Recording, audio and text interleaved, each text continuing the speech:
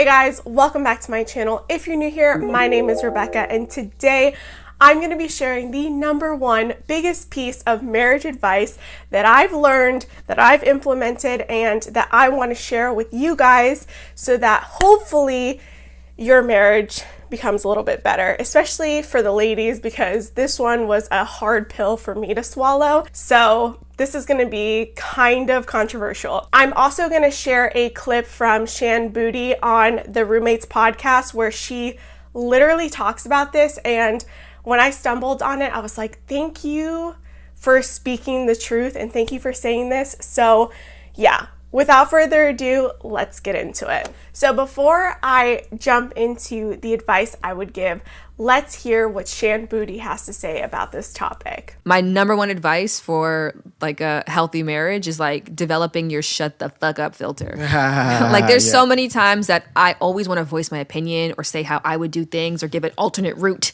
Like I'm just like always, and then if I just be quiet sometimes, and even if something it doesn't please me, you know, sometimes I want to correct right away. But if I just be quiet, one, sometimes it actually pans out even better than I thought it would. Or number two, it's like, let that person have the joy of having their vision come to fruition. Just like you want to assert your vision in this moment, like they also want that same feeling of knowing they did it their way. So like shutting up and like shutting down that voice in my head, which, you know, stopped me from being a good student, where I was always trying to one up the teacher or say how things could be better, but versus like, if I'm trusting you to partner with you, I actually have to trust you. So that I think was my biggest shift. I don't think she could have said that any better. I don't think I could say that any better. Ladies, the number one piece of advice I would give you to save your marriage, to create peace in your marriage, is just shut up. Shut up. Sometimes your opinions don't need to be heard. And I'm not saying that to belittle women. I'm not saying that to shut anyone down. I'm just saying if you have decided to partner with your man, with your husband, then let him lead. So many women want to just control every situation. I know, because I was one of these women who literally had to voice my opinion about every single decision, every single thing that my husband brought up to me when it didn't need to be said. Something that my counselor told me early on in marriage counseling and premarital counseling was these 3 questions I should be asking myself, and these are the questions. 1, does it need to be said? Okay. 2, does it need to be said by me? Okay. And thirdly, does it need to be said right now? Those concepts were never brought up to me growing up, were never brought up to me when I was a hardcore womanist. It was always my way or the highway. And in marriage, when you're partnering with someone, when you are trying to be in a relationship, there needs to be give and take. There needs to be compromises, because you are 2 separate people that have 2 different ideas of how it's gonna go. But women have this idea that every single thing that we come up with is correct. And unfortunately, it's not. She brings up being disagreeable. A lot of the qualities that we have, but to your point, that aid us in certain areas in life actually prevent us from being successful in others. And so that headstrong, I'm doing things my way, I don't care what anyone else thinks, this is who I am, take it or leave it, really helped to propel or start my career, but it was stopping me from making healthy romantic connections. So I had to acknowledge at one point that I'm like, the common denominator is you. You know, like every Subway sandwich you go to, you get in an argument. Every airplane you're on, every relationship you're in, like, and agreeableness is the number one trait which determines relationship longevity and success, or someone's ability, which we're told nice people finish last, but in truth, nice people stay in the race the longest. Disagreeableness does not work in relationships. That is what she alluded to. She needed to be more agreeable in order to have a happy, healthy marriage.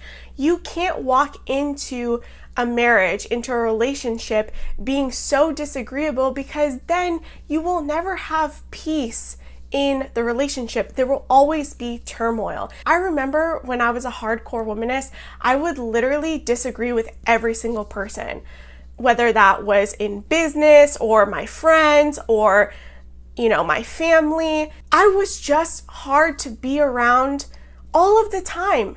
It was always my way or the highway, and it was my opinion ranks higher than your opinion.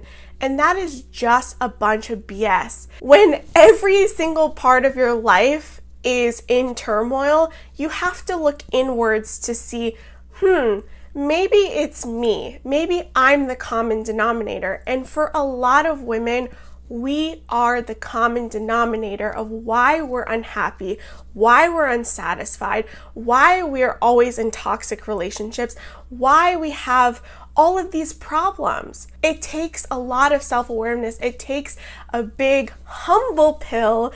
You need to swallow the humble pill, ladies, if you want to have a happy, healthy relationship, if you want marriage. Because let me tell you, you being disagreeable is not going to help you in your relationships. It might help you advance in your career, it might help you advance in education, but it's not going to help you in relationships. We have to take personal responsibility and accountability for the actions that we take. We need to look inward at ourselves and kind of reverse engineer why we are this way. Maybe it's trauma from our past. Maybe it's family dynamics. Maybe it's broken relationships. We need to take a survey of our life, a survey of our past relationships, and maybe dissect what was the problem. Again, the things that you should be asking yourself: does it need to be said? Does it need to be said by me? And does it need to be said right now? Think about these questions when you're having conversations with people. Not everyone needs your 2 cents. Not everyone. And especially in relationships, especially when you have your man taking the lead. He is going to think out of logic. You are going to think out of your feelings, and feelings are fickle. They are not sustainable for making decisions. And that is one of the biggest pieces of advice that I could give to a wife, to someone who wants to be a wife, to any woman out there that is struggling in relationships right now. Just please shut up. All right, guys, I love you. I hope that you got something out of this video. I hope that you start implementing some of these things that I brought up today. If you like this video, please give it a big thumbs up, subscribe down below, and I'll see you guys in my next video. Bye.